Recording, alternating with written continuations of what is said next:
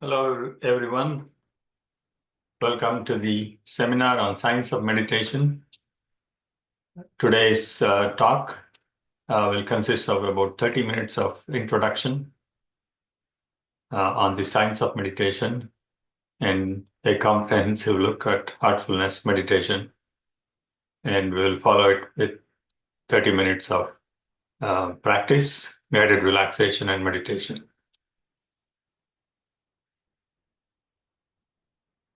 So, science of meditation.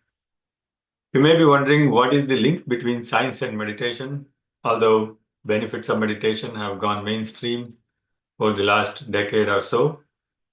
And there are a number of publications in the scientific literature on the various benefits of meditation to overcome anxiety, fear, and to feel peace, and so on. However, what I'm going to be trying to do is to connect science and meditation in a more fundamental way than you may be thinking of. In order to do that, I would like to define certain terms. For example, what is objective reality? Objective reality is the idea that something exists independently of observation, or something that exists outside of our mind. From a scientific point of view, if something that can be measured objectively, then we have a feeling that it is more real. So that is the conventional wisdom of objective reality, is that it has to be scientifically proven. However, all observations occur in our consciousness, and the consciousness itself may be the only true objective reality. And how is that so? Before going there, I want to break it down into more common terminology for the definition of objective reality.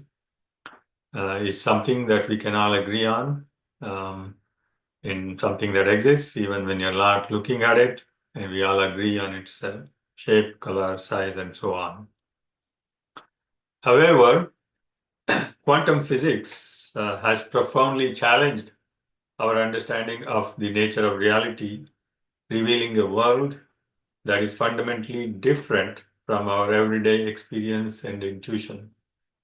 Some of you may have seen these headlines in popular magazines, scientific as well as in the popular culture, on the various most recent findings of quantum mechanics, which calls into question the definition of objective reality as it is commonly understood. So we have seen headlines, objective reality may not exist at all as we normally construe it to be, say goodbye to objective reality, and so on. So what does it mean? It means that at the quantum level, the observer interaction comes into play, as you will see in the next two slides. So in order to better understand this, we need to go to the fundamental or the foundation experiment in quantum physics that surprised physicists at the time, and it has, continuously over the last 2 centuries, people are still trying to understand the implications of this, what is called as a double slit experiment. In order to understand this, let's look at a video. I think it's the best way to understand, rather than me trying to take up 10 minutes to define this experiment and explain it. I think I won't be able to do justice like this Dr. Quantum would do.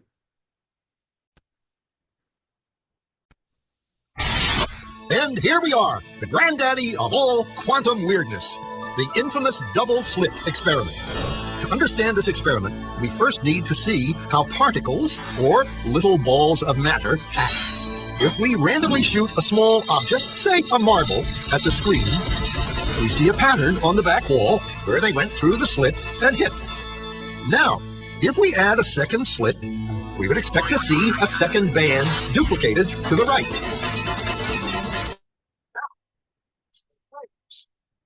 The wave hit the slit and radiate out, striking the back wall with the most intensity directly in line with the slit. The line of brightness on the back screen shows that intensity. This is similar to the line the marbles make.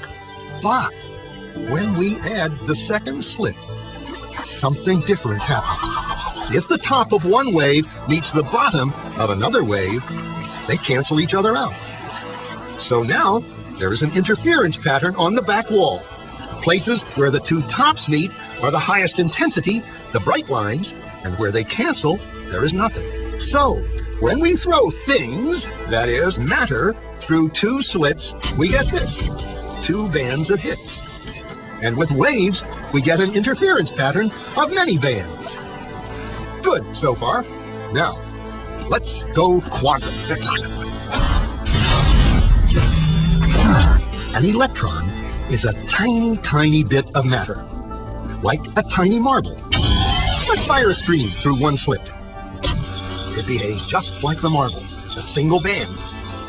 So, if we shoot these tiny bits through two slits, we should get, like the marbles, two bands. What? An interference pattern. We fired electrons, tiny bits of matter through. We get a pattern like waves, not like little marbles. How? How could pieces of matter create an interference pattern like a wave? It doesn't make sense. But physicists are clever. They thought, maybe those little balls are bouncing off each other and creating that pattern. So they decide to shoot electrons through one at a time. There is no way they could interfere with each other. But after an hour of this, the same interference pattern is seen to emerge. The conclusion is inescapable.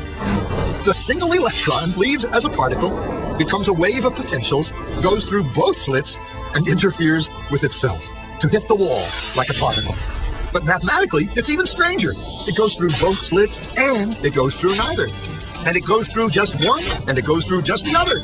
All of these possibilities are in superposition with each other. But physicists were completely baffled by this. So they decided to peek and see which slit it actually goes through.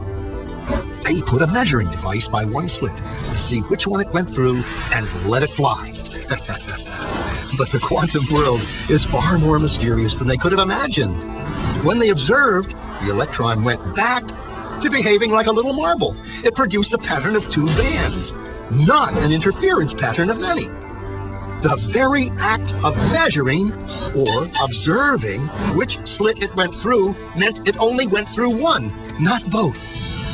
The electron decided to act differently, as though it was aware it was being watched. And it was here that physicists stepped forever into the strange netherworld of quantum events. What is matter? Marbles or waves? And waves of what? And what does an observer have to do with any of this?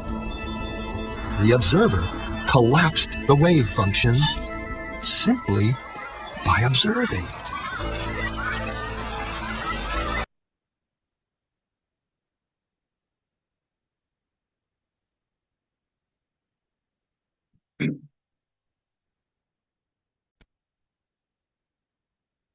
So the phenomenon of double slit experiment, where the observer effects comes into play, has been known to physicists for over a century, and still a rational explanation that has been accepted universally is still not forthcoming. So double slit experiments are contrary to what we learned in schools and colleges, that atoms are indivisible building blocks of matter made up of protons, neutrons, and electrons. And there is a nucleus consisting of protons and neutrons, and then the electrons orbiting around, like a solar system. So that's what we were told. But that is a kind of a very simplistic explanation, and it was a convenient lie because quantum physics has now conclusively shown that particles don't have any real existence until they are observed. These conclusions of quantum physics are settled science. So there is no kind of dispute about these conclusions that I'm showing here. But the rational explanation why it behaves so is still elusive. So something comes into existence only when you see it, but does not exist when you're not seeing it. And then at the quantum level, physical systems do not have definite properties until they are measured. So there's a paradigm shift underway in scientific thought, although what I'm showing here is not universally accepted. However, there are many leading physicists and scientists and philosophers. They are proposing that the material world is not separate and independent from us. So what we perceive as reality is a process that involves our consciousness. So the consciousness is not an emergent property of matter. So we are used to thinking that consciousness is something that is produced by the brain. A brain that is made up of carbon, hydrogen, oxygen, and what is normally taken as inert material, we think produces consciousness. But this whole notion of consciousness is an emergent property of matter, or is it the other way around? So that's where the research and studies and discussions are taking place in quantum physics. And early pioneers of quantum mechanics had some notion about this. And Max Planck, for example, is recorded as saying he regards consciousness as fundamental and matter as derived from consciousness rather than the way we normally, think currently. So the dream analogy or concept is the best way to understand this. How a single indivisible mind can appear as multiplicity and diversity of objects in the dream world. So what is our relationship to the dream? The only true relationship is that, we bring the dream world into existence by observing them. So just like the particles do not exist until they are observed, it is the act of detection or observing that brings them into existence. So in the same way, dream world appears as multiplicity and diversity of objects by our witnessing them. And they derive their existence from our observation. So in this slide, you can see this person dreaming, and he is dreaming an external world made up of people, objects, places, and even the characters in the dream have the same experience, like they are witnessing a world made up of inert material outside their body mind. Just like in the waking state, for example, right now, we normally think the external world is out there and it is made up of dead inert material. That's how our intuition or our experience says. But it's similar to the dream world. So if a single individual dream is able to create this entire world of people, matter, and places, the analogy is, why can't the universal consciousness or God or divine consciousness dream up this world of people, places, and things, what we normally say as the real world or the waking, in the waking state. So why can't the universal consciousness dream this world that we normally think of as more real than the dream world? So it is a single, consciousness that we share the 8 billion people and all the animals, plants, everything around us share this universal consciousness. And especially for humans, when when we experience the external world through our consciousness, which is filtered through our senses, sensory organs, and so with this phenomenon, we experience the world seemingly out there, even though everything that we experience is within our consciousness. So pioneers of quantum physics were inspired by this, by Indian philosophy, because early physicists who experienced this weird phenomenon of quantum physics, what they were observing, they had a hard time understanding, using common logic and intuition. But after conversations, after reading Indian philosophy, and the ideas of quantum physics seemed to make more sense. So to put it all together, renowned quantum physicist John Hagelin presents this thesis that consciousness is a unified field that contains nature's programming code. So what are the fundamental laws of nature that governs the universe? Structure of reality at deeper and deeper levels and smaller time scales. One of the most important things that the scientists have learned is that the universe is structured in layers, from macroscopic to microscopic. The exploration started from classical physics to quantum mechanics to quantum field theory, and ultimately to the unified field. The fundamental unity at the core and the evolving diversity at the surface. And it's rather complex and has been defined in mathematical terms. But in qualitative language, the fundamental nature of this reality is absolute silence, pure existence, or pure being. And it is not a field of inertia, but bubbling with dynamic creativity. So we can say at the core level, there is no thing. We seem to think that the external world is made up of things that we can touch and feel. But when you go down to these level, at the Planck's level, and below that, it's pure abstraction. There is no thinginess to matter as we normally construe it to be. So on the right side, we have the levels of the mind. Meditation is taken as a technique to take our outwardly directed mind and draw it inwards and to experience deeper and deeper levels of the mind. And and when we quieten the mind enough and bring it to pure stillness, we reach this pure consciousness, which is also source of everything, source of thoughts and emotions in our experience.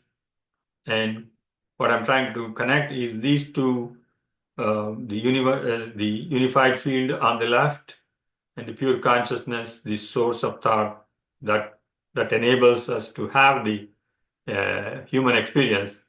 They are the same thing. So we have access to this amazing dynamic field, and most of the time we are not aware of this. We are aware of the objects in our consciousness, external objects that we interact in the external field, and also objects such as thoughts and emotions that we can feel within our consciousness. But most of the time, most of us are not aware of this consciousness at a subjective level. And yoga is a way to connect with this. Yoga and meditation is a way to connect with this. And at the ultimate stage, yoga is union of the individual mind with the universal mind or consciousness. Here are some notable scientists and philosophers in consciousness studies that I follow. There are many other names who are doing cutting edge research in this field. Bernardo Castro, Donald Hoffman, Federico Fagin, and John Hagelin are some of the notable names. So, what is consciousness? So we saw how the physicists define consciousness, but from a practical point of view, we can define consciousness using our own personal experience. So ask yourself the question, am I aware? And don't think the answer, but just feel the answer, or just feel the answer, because we don't need to think the answer because we are already aware.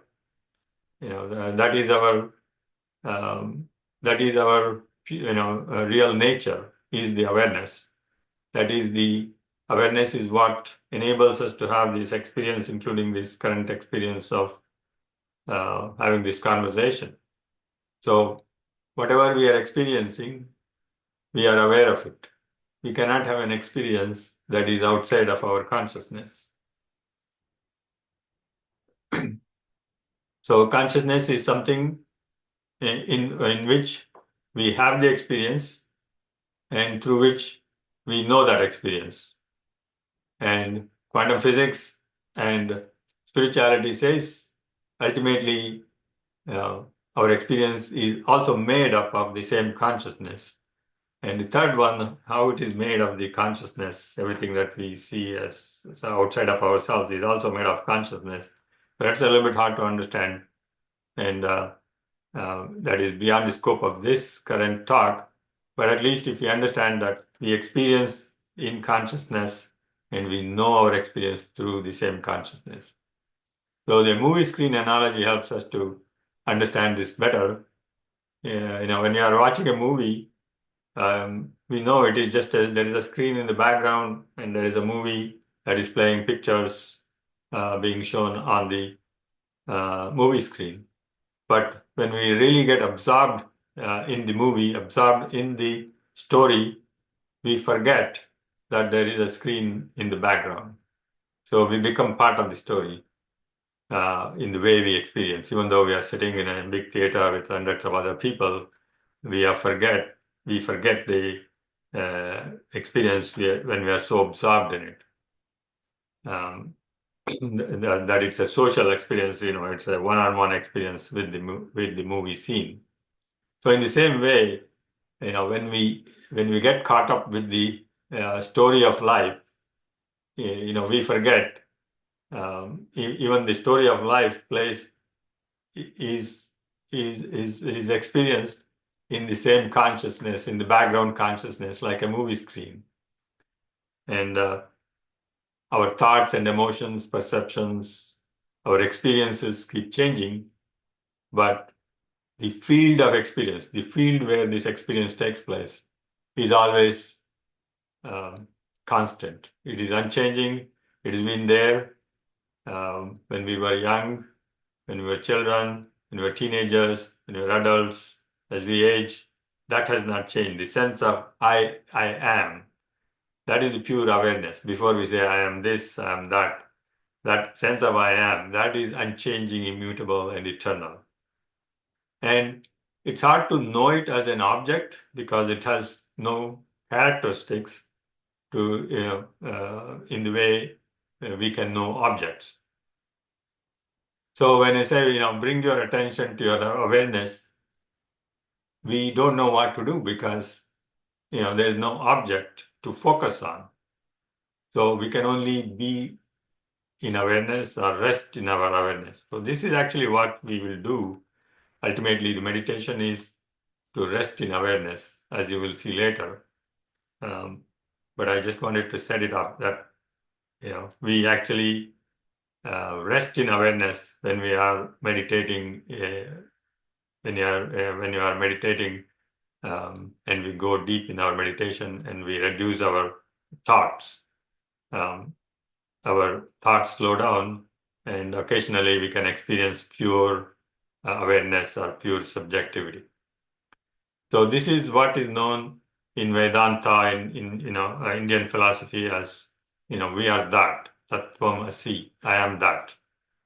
And in the Christian tradition, there is a saying, be still and know that I am God. And apparently that is what they are talking about, this consciousness, this awareness. And we can tap into that, and it's available to us freely. And all of us have that, because we cannot have any experience without the consciousness. But the only problem is most of the time we are not aware of that. Now, coming to science of meditation in a more kind of classical way of how meditation and science are related. And so until now, we looked at the latest development in quantum physics as it relates to spirituality and meditation. Now I'm going into more of the traditional type of science relating to meditation and spirituality. So brain waves, what are brain waves? These are EEG waves. Brain has billions of neurons, as we know, and each individual neuron connects to thousands of others. And communication happens between them through small electrical currents that travel along the neurons and throughout the network of the brain circuits. So when these neurons are activated, they produce an electrical pulse, and this can be measured by wearing electrodes, as shown here, wearing a skull cap with electrodes at various locations, normally about 20 or so, to get a complete picture of the brainwave.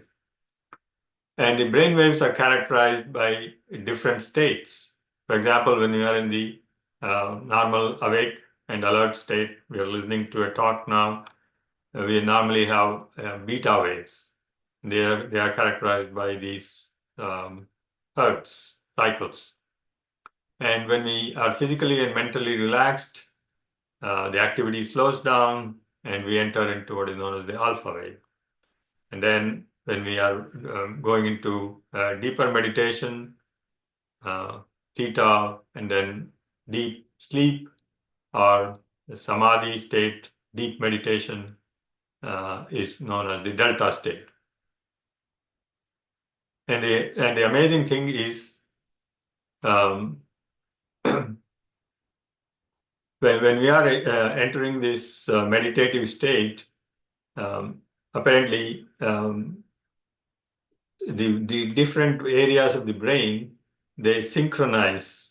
The brain activity synchronizes, and we get into a kind of a meditative state.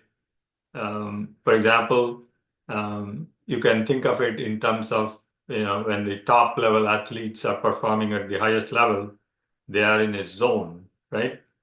They're not actually thinking, how to hit the ball or how to play it this way. They just automatically, without thinking, they are able to do it. So that's the way,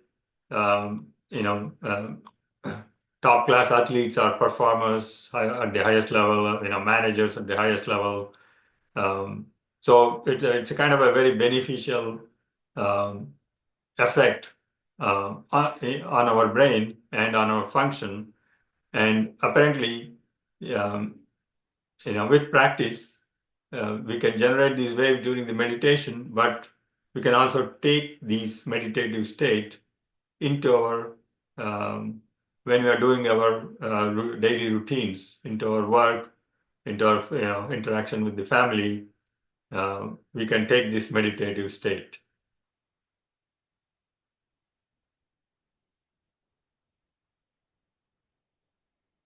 Next, meditation and the brain. We don't have to look very far to find the benefits of meditation. As I've said before, it's increasingly mainstream. An interesting discovery is that after just a few weeks of meditation, the gray matter within the frontal lobes become thicker. And this is an area that is associated with cognitive functions, higher level functions, also known as the executive CEO of the brain. It is involved in emotional regulation and appropriate social response, and also associated with memory. The amazing thing is that it only takes 8 to 10 weeks of meditation to see this effect. Physiological benefits of meditation. Meditation has shown a promising effect on telomere length and dynamics, which are important biomarkers in cellular aging and health. Number of studies have shown that long-term meditators have longer telomeres compared to control groups. Telomeres are these little protective caps at the ends of the DNA molecules that make up our chromosomes, and their job is to keep the ends of the chromosomes from sticking to each other, much like the plastic tips at the end of shoelaces, to keep them intact and functional. Telomeres play an important role in making sure that our DNA gets copied properly when the cells divide. So it has an important role, important physiological role, and it's beneficial to keep them elongated, during our lifetime, so that makes sure that the body functions appropriately. So next, going into final few slides on the actual, why we want to meditate, how we are going to meditate today, and so on. So what is the need for meditation? Apart from all the other benefits, an average person apparently has about 6,000 thoughts per day. And most people live with this constant noise in their head. However, we are not aware of it. We are not aware of it because most of us think that we are our thoughts, and because we are so closely identified with our thoughts. And you can imagine when you are so closely identified with our thoughts, and we derive a sense of identity from those thoughts, we can imagine all the conflicts that can arise, and we can relate to all the worldwide conflicts that are now commonplace because of people believe in certain things and identify with a mental position. So the first thing that happens in meditation is we move from we are our thoughts to we are the observer of our thoughts. As we saw, our true nature is not what we think of ourselves, but we are in reality the observers or the consciousness in which our thoughts arise. So just differentiating that ourselves, meditation helps to get this, feel this differentiation, because when we meditate, thoughts come and go, and we know that our awareness is ever present, and the thoughts come and go just like the clouds come and go in a blue sky. So we saw how meditation can help us develop intuition and inspiration, because when we meditate, we can touch this consciousness. When we slow down our thinking process, go deeper into our mind, and we rest in that consciousness, as we saw, it is the same thing that physicists are now finding is the source of everything, source of this universe. So if it is so dynamic, and we can actually, tap into that dynamic force to inspire us and develop other intuitive capabilities to help us and guide us in our decision-making process. So expanding our consciousness is to expand our awareness, transform to purity and simplicity. Most of the time, from our life experience, we take on a lot of impressions. So every thought and emotion creates an impression in our psyche or consciousness, and that creates a kind of a baggage. and drags us down. And meditation is a way to kind of release these impressions or purify our mind in effect by releasing these impressions. So we can transform our consciousness or purify our consciousness and eliminate this baggage and to feel purer and simpler. So here is a slide that shows, being in your thoughts can be very scary. Sometimes, we are so deeply caught up in the emotion of the particular point of view on things. We become identified with a mental position, and we fight tirelessly to defend it. And if somebody says something to the contrary, we think, we think it's the end of the world. So meditation, as I've been saying, helps us to overcome this identification with a mental position or the thought processes, and then frees us from the tyranny of thinking and thought and identification with thoughts. Just this alone can relax us, help us overcome anxiety, fear, and develop a sense of calmness. So cultivating balance through meditation, as you need to have stronger roots to support a big tree, we need to strengthen our inner development to support our outer development. Most of us are focused on the outer development, and rightly so. And most of us have accomplished many things in our life that we aspired for, and we should feel proud. But we also need to balance our outer growth with the inner growth. Otherwise, just like here, a big tree is sustained by its roots. Therefore, our outer development needs to be supported by our inner development. So the point is to live a balanced life.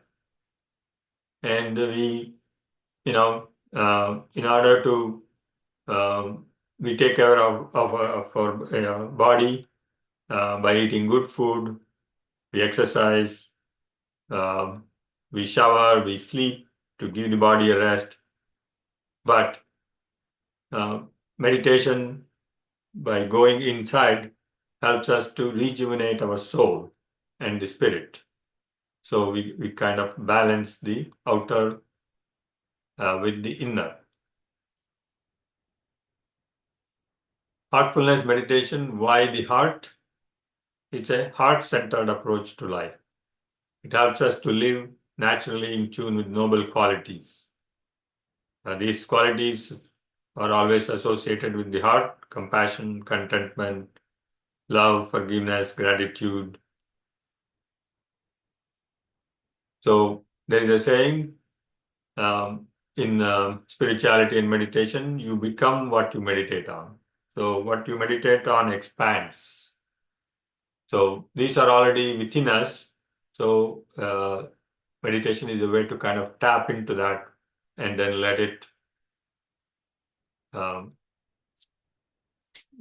it enlarge, and these qualities will be naturally part of our daily routine without effort. So most of us want to be compassionate, want to be empathy, want to develop forgiveness, gratitude, and we read books, self-help books, for example, to try to get better. Meditation is a way to start the same process, but from inside, from the core. So it's also good to do it, consciously develop these habits. But if it develops from inside, that is more lasting. And heart is our very conscious, and the conditions of our heart determine our mental, emotional, and social state. So when you are making a decision, if you are not sure, we say, listen to your heart. So how do we do that? Meditation is a way to kind of develop that technique, go inside and listen to the heart. And so that we link the inspiration of the heart with the logical mind associated with the brain. So we bring the heart and mind coherence, or synchronize them, so that both of them are utilized to help make a decision, for example. So I'm not going to spend more time on this. We already know the physical, mental, and emotional benefits of meditation. Most people want to start meditation for one or more of these benefits associated with this. Nowadays, I've seen doctors recommending patients for a variety of reasons to try meditation as well. Heartfulness, why it is a comprehensive approach. It all starts with developing self-awareness, understanding and feeling that our essential nature is awareness, not our thoughts or concepts about ourselves. So this is the core element of any spiritual practice. This alone drives all transformations possible. For example, reactive to responsiveness, imbalance to balance, attachment to non-attachment. So it has a variety of benefits, from a social point of view, from a career point of view, mental, emotional health. Regarding career, we can transform ourselves from ambition to aspiration, anxiety to poise. These are all characters that you look for in a leader. So you'll naturally progress. It helps us to progress in our career.